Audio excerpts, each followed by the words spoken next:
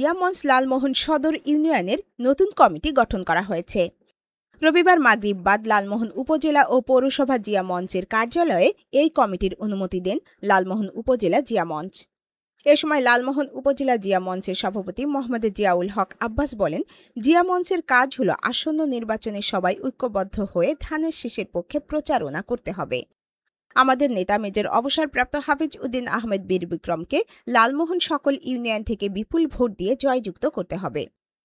আমি কতটুকু সফল হইতে পারছি বা পারি নাই, এটা আমি যখন আমার ইউনিয়নের কমিটিগুলি আমি ছাড়বো বা বিভিন্ন ইউনিয়ন কমিটিগুলো ছাড়তেছি, তারা মাঠে হাফিজ ভাইয়ের জন্য কতটুকু কাজ করতেছে, আমাদের ধানের শীষকে বিজয় করার জন্য কতটুকু কাজ করতেছে, তার উপরে নির্ভর করে আমার সফলতা। এ সময় আরও উপস্থিত ছিলেন উপজেলা জিয়া মঞ্চের সদস্য সচিব মোহাম্মদ সোহেল, পৌরসভার আহ্বায়ক মোহাম্মদ ফরিদ উদ্দিন সহ উপজেলার ও পৌরসভার নেতাকর্মীরা।